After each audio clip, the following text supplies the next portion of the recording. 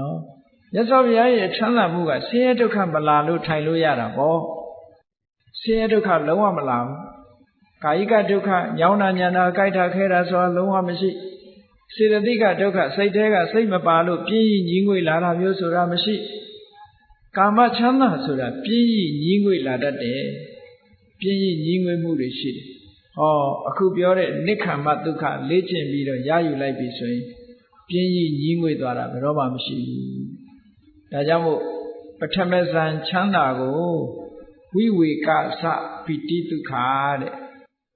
ကာမဂုဏ်အာယုန်တွေစိတ်ငြိမ်သွားသည့်အတွက်ကြောင့်ကာမဂုဏ်အာယုန်တွေကိုစွန့်လွတ်လိုက်လို့ရရှိလာတဲ့ချမ်းသာဒုက္ခမျိုးပါဒီလိုပြောတာနော်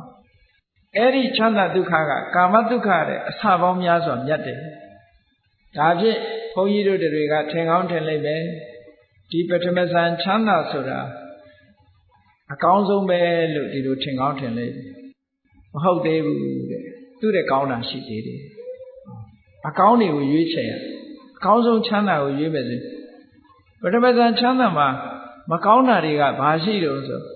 ခုနဒီအာယုံလေးပေါ်မှာတွေးနေတာစိတ်ကူးနေတာကမကောင်းဘူးလှုပ်ရှားမှုကြီးတစ်ခုပဲစိတ်ရဲ့လှုပ်ရှားမှုလေးတစ်ခုပဲဒီအာယုံလေးပေါ်မှာတွေးတောနေတာကြံစည်နေတာအဖြူလို့တွေးနေတာအဖြူလို့စိတ်ထဲမှာကူးနေတာဒါလေးကလှုပ်ရှားမှုကြီးပဲအဲ့ဒီလှုပ်ရှားမှုကြီးဟာဒုက္ခတစ်မျိုးပဲအဲ့ဒါလို့သူ့ရဲ့ချမ်းသာဒုက္ခစွမ်းအားကိုမြင့်မြင့်တဲ့အခါကျတော့ဘာလုပ်လဲတမာတိစွမ်းအားကိုခုနအာယုံပေါ်မှာပဲတမာတိစွမ်းအားတွေကိုထပ်ပြီးတော့တိုးမြင့်လိုက်တဲ့အခါကျတော့တွေးတောမှုတွေဆင်ញင်မှုတွေစိတ်ကူးမှုတွေအကုန်လုံးရပ်ဆိုင်းသွားပြီးတော့ဘာနဲ့နေတော့ဆိုရင်နှစ်ချိုက်ကြည်နူးနေတဲ့ပီတိဝမ်းသာနေတဲ့ဒုက္ခတည်ငြိမ်နေတဲ့တမာတိအဲ့ဒီ၃မျိုးနဲ့နေ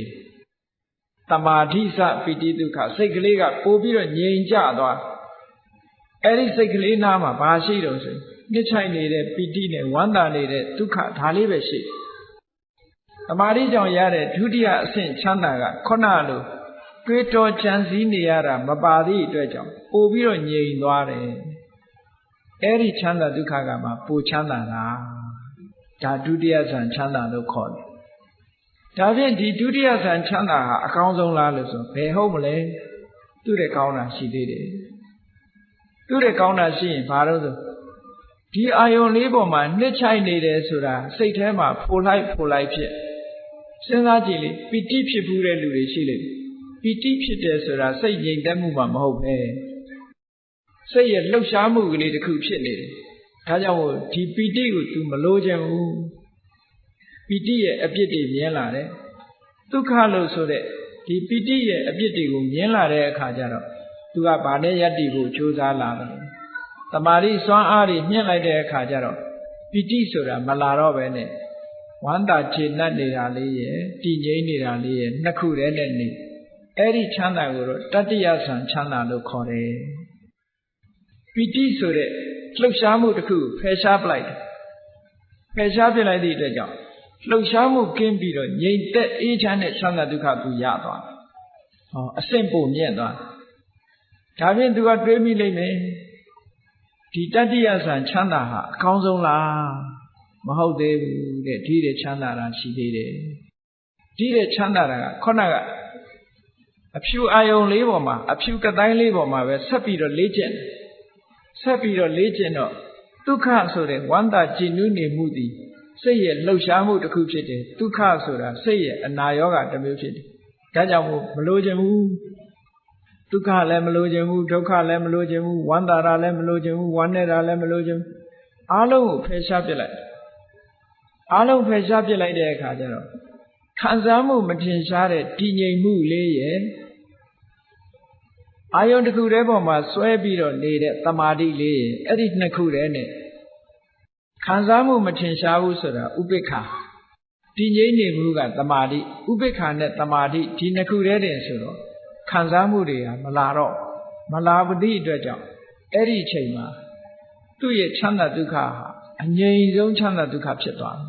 ဘာမှလှုပ်ရှားမှုမရှိတော့အဲ့ဒီအချိန်မှာဆိုလို့ရှိရင်လူရဲ့အသက်ရှူမှုတောင်ရပ်တန့်သွားတယ် ရပ်သွားပြီမဲ့လို့အသက်မရှူလို့သေမှာမဟုတ်ဘူးပို့ပြီးတော့ငြိမ်းချမ်းသွားတယ်သူကနော်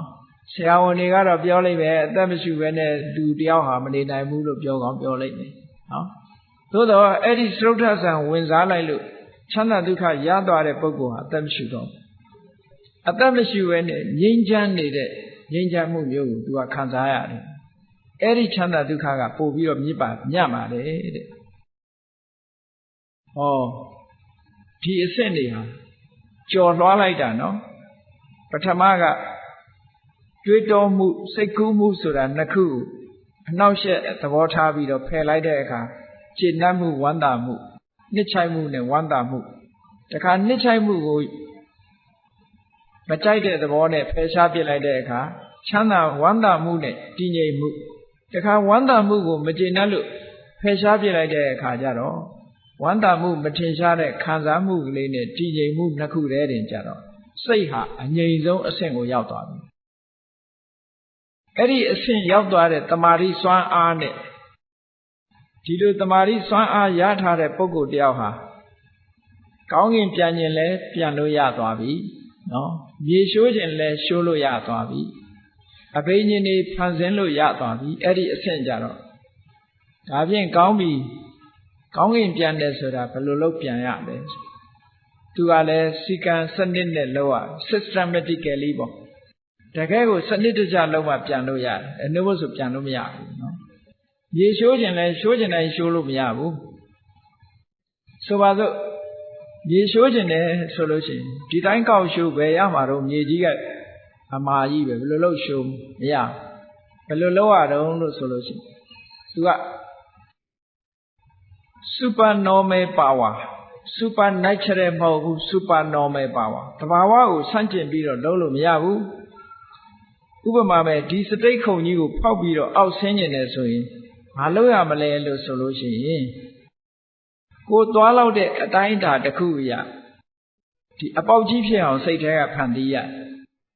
ဟာအပေါက်ကြီးဖြစ်သွားပြီလို့သူစိတ်ကူးလိုက်တာနဲ့တပြိုင်နက်သူသွားမဲ့လမ်းကြောင်းကြီးကအပေါက်ကြီးဖြစ်သွားကြံတဲ့လူတွေကတော့အပေါက်မဟုတ်ဘူးမြေကြီးတဲ့ရှိုးကျင်တယ်ဆိုရင်လည်းသူသွားမဲ့လမ်းကြောင်းကိုသူကရှင်းလိုက်တယ်မြေလိုင်ကောင်းကြီးဖြစ်သွားအောင်သူလှုပ်လိုက်စိတ်ထဲကနေဟာမြေလိုင်ကောင်းကြီးလို့ပြောလိုက်တာနဲ့ဟိုသူ့အဖို့မှာမြေလိုင်ကောင်းကြီးဖြစ်သွားဝင်သွားတာအဲ့ထဲဒီကလူတွေကတော့မြေရှိုးသွားတယ်လို့ပဲပြောသူ့အဖို့ကတော့အဲ့ဒါလိုင်ကောင်းနဲ့ဝင်သွားတာပဲအလွယ်တကူပဲ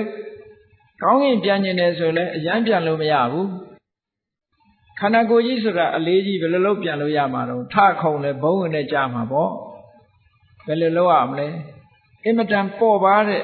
စိတ်ကလေးတဲကိုဟောဒီရုပ်ခန္ဓာကိုယ်ကြီးကိုပေါင်းထည့်ပေးလိုက်စိတ်သွားတိုင်းကိုပါဆိုတာအဲ့ဒါမှာနော်စိတ်ကဟိုနာရောက်သွားတယ်လူကပါရောက်သွားပြီဒီမှာပျောက်ဟိုရောက်အဲ့ဒါမှစိတ်သွားတိုင်းကိုပါဖြစ်တယ်စိတ်ထဲကိုရုပ်ခန္ဓာကိုယ်ထည့်ပေးလိုက်တယ်ထည့်ပေးလိုက်ရင်ဒီနာပျောက်ဟိုနာရောက်ဟောအဲ့ဒီဟာမျိုးဖြစ်တယ်သို့မဟုတ်ငှက်လို့ကောင်းငင်ကိုပြန်သွားခြင်းတယ်လမ်းလျှောက်ပြီးတော့သွားခြင်းတယ်ဆိုလို့ရှိရင်ကိုသွားမဲ့လမ်းကြောင်းကိုဖန်တီးရတယ်သူ့စိတ်ထဲမှာတော့ဒါလမ်းကြောင်းကြီးပဲအဲ့ဒီလမ်းကြောင်းကြီးပေါ်ကိုလမ်းလျှောက်သွားတယ်ဆိုတဲ့အတိတ်ပဲဒါဖြင့်ရေပြင်ပေါ်ဖြတ်ပြီးတော့မြေကြီးကိုဖြတ်ပြီးဟိုဘက်ကိုလမ်းလျှောက်သွားခြင်းတယ်ဆိုလို့ရှိရင်ဒီတိုင်းသွားလျှောက်လို့မရဘူးရေနစ်သွားမယ်ဘာလုပ်ရမလဲကိုလျှောက်မဲ့နေရာကိုလျှောက်လမ်းဖန်တီးရမယ်ဟောရေပြင်ပေါ်မှာသူကလမ်းလို့ပြောလိုက်လို့ရှိရင်သူ့အဖို့မှာလမ်းကြီးဖြစ်သွားသူစိတ်ကူးလိုက်တာနဲ့ဖြစ်သွားတယ်အဲ့ဒီလမ်းပေါ်မှာသူလျှောက်သွားကြံတဲ့လူလျှောက်သွားမြုပ်မှာပဲဒီလိုသူက systematically လုပ်ရတာအေးမြေကြီးထဲမှာတောင်ကောင်းထဲမှာဘာတွေရှိသလဲလို့ကြည့်ချင်လို့ရှိရင်လေဒီတိုင်းကြီးသွားကြည့်မမြင်ရဘူးတကူဆိုတာပဲပဲလို့ဒီတိုင်းကြီးလုပ်ရတာမဟုတ်ဘူး systematically ပဲကဲဘုန်းကြီးတို့တရားစခင်သူတော်စင်ပြိဿတ်တို့ညမှောင်နေတဲ့လျှက်စစ်မီးတွေလည်းမရှိဘူးအမှောင်ကြီးတဲ့ကိုကြည့်ကျင်လို့ရှိရင်ဘာလို့อ่ะဓာမီကလေးနဲ့ထိုးကြည့်ရတယ်မဟုတ်လားဓာမီလေးနဲ့ထိုးရင်မမြင်ရဘူးလားအဲ့ဒီမြင်ရတယ်ဆိုတာအကုန်မြင်ရတာလားဓာမီရှိအလင်းရောင်နဲ့ရှိတာဒါမြင်ရတာလားအလင်းရှိတာမြင်ရတာအဲ့ဒါလိုပဲဒိဗ္ဗစကုဘိညာဉ်နဲ့ကြည့်ကျင်ပြီဆိုလို့ရှိရင်ပထမအလင်းဖြန့်ရတယ် အာလောကကတိုင်းတို့ပွားပြီးတော့အလင်းဖြန့်လိုက်ရတယ်ဖြန့်ပြီးတဲ့အခါမှာကြည့်ဒီတိုင်းကြည့်ရင်မမြင်ရဘူးဒီတိုင်းကြည့်ရင်မမြင်ရကိုကြည့်ကျင်တဲ့နေရာကိုပထမမီးထိုးလိုက်တယ်လို့ပဲအလင်းရောင်ကိုဖြန့်ပေးရတယ်ဖြန့်ပြီးပြီဆိုမှကြည့်အဲ့ဒါတကူဆိုတာဒီတိုင်းလှုပ်ချင်တယ်လှုပ်တာမဟုတ်ဘူးတဘာဝအတိုင်းလှုပ်ရတာနော်အဲ့ဒါခုနကလို့တမာရီစွမ်းအားတွေမြင့်လာပြီဆိုလို့ရှိရင်တကူဖန်ဆင်းလို့ရသွားပြီတဲ့ဒါလူတိုင်းမှာဒီစွမ်းရည်တတ္တိတွေရှိတယ်ရှိရတဲ့နဲ့ဘာလို့မရလဲဆိုမလေးခြင်းလို့မရနော်မလေးခြင်းလို့မရလေ့ကျင့်နိုင်ပြီဆိုလို့ရှိရင်ဒီစွမ်းရည်တတ္တိတွေရလာသို့တော်လေ့ကျင့်တဲ့အခါမှာအသက်အရွယ်ကြီးတဲ့ပုဂ္ဂိုလ်တွေကြတော့ရာခိုင်နှုန်းတွေလျော့သွားပြီအသက်အရွယ်ကြီးတာကိုအကြောင်းပြုပြီးတော့ဓမ္မခံနိုင်တော့ဘူးအသက်အရွယ်ကြီးအသက်ငယ်တဲ့ပုဂ္ဂိုလ်ကလေ့ကျင့်ပို့ပြီးတော့မြန်ရနိုင်တယ်ကြာလုံနိုင်တာငယ်ရွယ်သူကကြာထိုင်နိုင်သည့်အတွက်ကြောင့်သူတို့ကြတော့အောင်မြင်နိုင်တယ်လို့ဒီလိုပြောတာနော်ကဲကောင်းပြီဒီစရုဒ္ဓဆံချမ်းသာဟာအမြင့်ဆုံးချမ်းသာလားလို့ဆိုတော့မဟုတ်ဘူးသူလည်းအကောင်းဆုံးမဟုတ်သေးဘူးဘာဖြစ်လို့အကောင်းဆုံးမဟုတ်တုံးဆိုလို့ရှိရင်သူကလည်းဒီအဖြူဝိုင်းကြီးနဲ့သူကကြည့်နေရသေးတာပဲအဖြူဝိုင်းကြီးကိုသူဖယ်ရှားပြစ်လို့ရမှမရတာမရသည့်အတွက်ကြောင့်သူကလည်းပဲဒီအဖြူဝိုင်းကြီးနဲ့ဆက်ဆက်ပြီးတော့တွေးနေရသည့်အတွက်ကြောင့်ချမ်းသာဒုက္ခလို့မဆိုနိုင်သေးဘူးတဲ့ဒါဖြင့်သူ့ရဲ့ချမ်းသာတာဖြစ်အောင်ဘယ်လိုလုပ်ရတော့ဆိုစိတ်ထဲကနေပြီးအဲ့ဒီအဖြူဝိုင်းကြီးကိုဖြောက်လိုက်ဩရတကတိုင်းဆိုတဲ့အဖြူကတိုင်းကြီးကိုစိတ်ထဲကနေဖြောက်လိုက်ရင်ဘာကြံတော့ဟာလာဟင်းလင်းကြီးကြံအဲ့ဒါကို space လို့ခေါ်တယ်အာကာသလို့ခေါ်တယ်နော်အဖြူဝိုင်းကြီးကိုစိတ်ထဲနဲ့ဖြောက်လိုက်တဲ့အခါကျတော့အဖြူနေရာမှာကွက်လက်ကြီးတစ်ခုကြံရစ်တယ်အဲ့ဒီကွက်လက်ကြီးကိုအနန္တအာကာသလို့နှလုံးသွင်းပြီးတော့ကြည့်လိုက်တယ်မျက်စိနဲ့ဆက်ဆက်တဲ့ရုပ်နဲ့ဆက်ဆက်တာတွေတစ်ခုမှအလိုမရှိနော်ကောင်းကင်ဆိုတာ space ဆိုတာဘာမှမရှိတဲ့အရာတစ်ခုဖြစ်သွားတယ်ကွက်လက်ကြီးအဲ့ဒီကွက်လက်ကြီးပေါ်မှာစိတ်ကိုငြိမ်အောင်လုပ်ပြီးတော့ထားလိုက်တာတဲ့ခုနကအဖြူဝိုင်းကိုမကြည့်တော့ဘဲနဲ့ကွက်လက်ကြီးနဲ့တင်ပဲသူကသွားလိုက်တာအဲ့ဒါကြတော့အာကာတနိစယတနာဆံလို့ခေါ်တဲ့အရူပဆံတစ်မျိုးကိုသူရသွားအဲ့ဒါကြတော့ပို့ပြီးတော့ချမ်းသာဒုက္ခပိုမြင့်နေတဲ့သူ့ရဲ့ချမ်းသာဒုက္ခကပိုမြင့်သွားတယ်ဒါဖြင့်သူအကောင်းဆုံးလားလို့ဆိုမဟုတ်ဘူးသူတဲ့ကောင်းတာရှိသေးတယ်သူတဲ့ကောင်းတဲ့ချမ်းသာဘာတော့ဆိုရင်အဲ့ဒီကွက်လက်ကြီးနဲ့အလုံးလုံးနေတဲ့စိတ်ကလေးကိုပြန်ပြီးတော့ရှု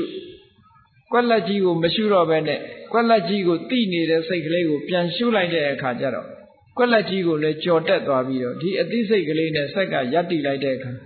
ဒါကပို့ပြီးတော့ချမ်းသာသွားပြန်တယ်ဝိညာဉ်နိစ္စယတနာဆံလို့ခေါ်တယ်တခါဒါချမ်းသာဆုံးလားဆိုမဟုတ်ဘူးသူတဲ့ချမ်းသာတာရှိသေးတယ်တဲ့ဘာလဲလို့ဆိုရင်အေးခုနတော့ကကွက်လက်ကြီးဆိုတာလည်းမရှိတော့ဘူးနော်အသိစိတ်လေးဆိုတာလည်းကွက်လက်ကြီးပေါ်မှာအာယုံပြုတ်နေတဲ့အသိစိတ်ကလေးဆိုတာလည်းမရှိတော့ဘူးမရှိတာကိုအာယုံပြုတ်လိုက်တယ်ဘာမှမရှိတော့ဘူးဆိုသူ့စိတ်တဲ့အာယုံထဲမှာဘာမှကိုမကြံတော့ဘာမှမကြံတဲ့အာယုံပေါ်မှာစိတ်ကလေးတစ်ခုရပ်တည်နိုင်တယ်ဆိုတာလွယ်တဲ့ကိစ္စမဟုတ်ဘူးဘာမှမရှိတဲ့အပေါ်မှာစိတ်ကိုရပ်တည်ထားအောင်ကြိုးစားလိုက်တာအဲ့ဒါကြတော့အကိဉ္စဉ္ညာယတနာဆံလို့ခေါ်တယ်ဖရာအလောင်းတောထွက်တုန်းကနီးယူပြီးတော့ကျင့်တဲ့အခါအဲ့ဒီအကိဉ္စဉ္ညာယတနာအဆင့်ကိုဘယ်သူရတော့ဆိုအာလာရကာလမဆိုရယတိကြီးကရောက်တယ်အဲ့ဒီတမာရီစွမ်းအားအာလာရကာလမဆိုရယတိကြီးကရခဲ့တယ်အဲ့ဒီနီးစနစ်တွေအတိုင်းကျင့်လိုက်တာအဲ့ဒီအဆင့်ရောက်သွားဖရာလောင်းကလည်းအဲ့ဒီနီးစနစ်ကိုယူပြီးတော့ကျင့်တော့သူလည်းအောင်မြင်ပေါက်ရောက်သွားအေးအောင်မြင်ပေါက်ရောက်ဖို့အတွက်ဘာလိုအပ်တယ်လဲဆိုရင်နံပါတ်1တတ်တာယုံကြည်ချက်ရှိရမယ်နံပါတ်2ကြိုးပမ်းအားထုတ်မှုဝိရိယရှိရမယ်နံပါတ်4နံပါတ်3အသိပညာရှိရမယ်ဟောတတ်တာရဲ့ဝိရိယရဲ့ပညာရဲ့အဲ့ဒီ3ခုနဲ့စွမ်းဆောင်လိုက်မယ်ဆိုလို့ရှိရင်ဒီအဆင့်ကြီးရောက်သွားတယ်လို့ဒီလိုပြောကဲဒါဖြင့်အဲ့ဒီအဆင့်ဟာအကောင်းဆုံးချမ်းသာလားလို့ဆိုမဟုတ်ဘူးတဲ့အဲ့ဒီတည်းချမ်းသာတာတစ်ခုရှိသေးတယ်အဲ့ဒီတည်းချမ်းသာတာကြတော့ဘာတော့လို့ဆိုလို့ရှိရင်ခုနကအသိစိတ်ကလေးတွေဟာဘာမှမရှိတာတွေနဲ့ယက်တည်နေတဲ့အသိစိတ်လေးကိုထပ်လျှော့ချပလိုက်တာအသိစိတ်ရှိတယ်လို့လည်းပြောလို့မရဘူးမရှိတော့ဘူးလို့လည်းပြောလို့မရတဲ့အဆင့်မျိုး ဟုတ်လားဘယ်လိုပြောရမလို့ဆိုလို့ရှိရင်ရှိလည်းမရှိဘူးလည်းမဟုတ်ဘူးလို့ပြောတဲ့စကားပဲဘာနဲ့ဥပမာတူတော့ဆိုလို့ရှိရင်ဟိုအိမ်ရှင်မတွေ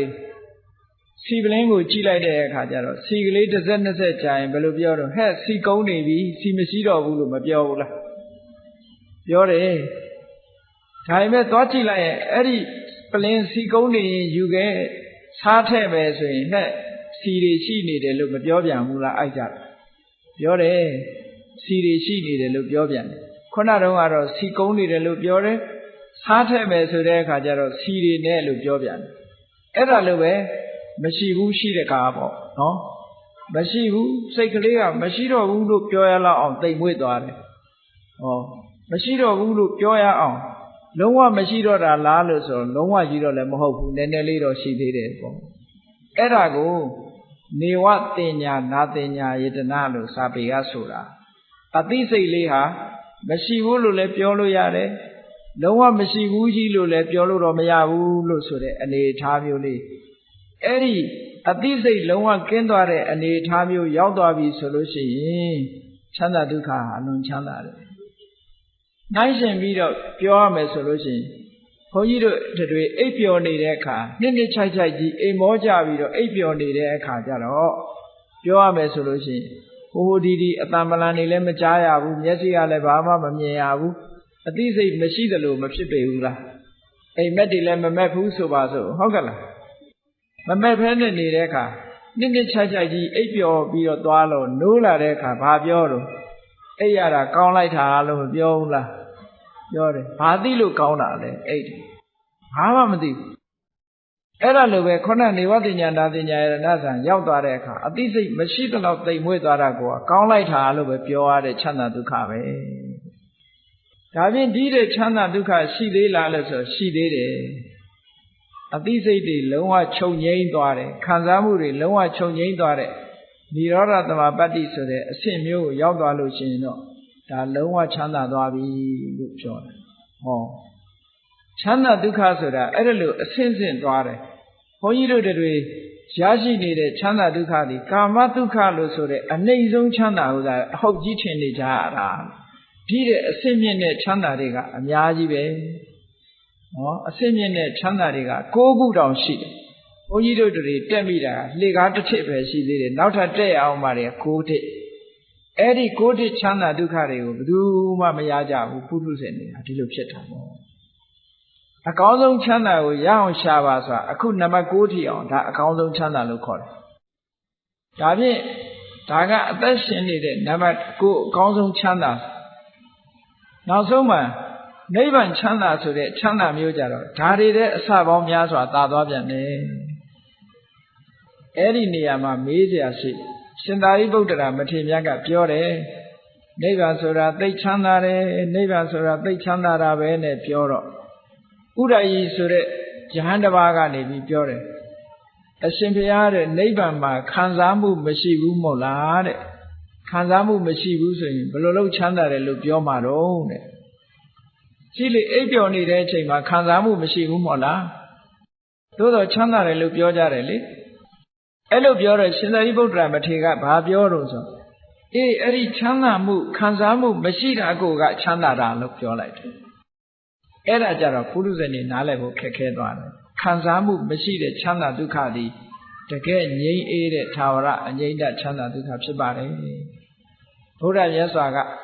ဗဟုဝေဒနိယတုတ်တံမှာချမ်းသာအမျိုးမျိုးကိုယခုကဲ့သို့ခွဲခြားပြီးတော့ပြထားတော့တရားရှိခင်သူတော်စင်ပြိဿတို့သည်တို့တွေဟာအကောင်းဆုံးသောချမ်းသာဆိုတာဘယ်ဟာလဲလို့ရှားကြံပြီးတော့ထိုအကောင်းဆုံးချမ်းသာရအောင်ကြိုးစားကြမယ်ဆိုရင်ဤစနစ်တွေအတိုင်းအခုလိုကျင့်ကြံကြိုးကိုအထုတ်ပြီးတော့ရလာတဲ့ချမ်းသာဒုက္ခမျိုးကသာလျှင်တကယ်အကောင်းဆုံးချမ်းသာဖြစ်တယ်တို့တွေနေ့စဉ်နဲ့အမျှရနေတဲ့ချမ်းသာဒုက္ခဆိုတာဘာမှပြောပလောက်တဲ့ချမ်းသာဒုက္ခမဟုတ်ဘူးတဲ့တရားဝါအလုံးမွေးရပါရနေတဲ့ချမ်းသာဒုက္ခမြတ်တာဖြစ်တယ်အေးဒီတဲ့မြင့်မြတ်တဲ့ချမ်းသာဒုက္ခတွေတို့တွေဘုရားမြတ်စွာသာသနာတော်ကြီးနဲ့ကြုံတွေ့နေတဲ့အချိန်မှာနည်းနည်းလေးပဲဖြစ်စေညီးကြည့်နိုင်လောက်အောင်ကြိုးစားအားထုတ်မှသင့်တယ်လို့ကိုယ်စီသဘောကျပြီးတော့အကောင်းဆုံးချမ်းသာကို ရအောင်ရှာနိုင်ကြပါစေကုန်တည်း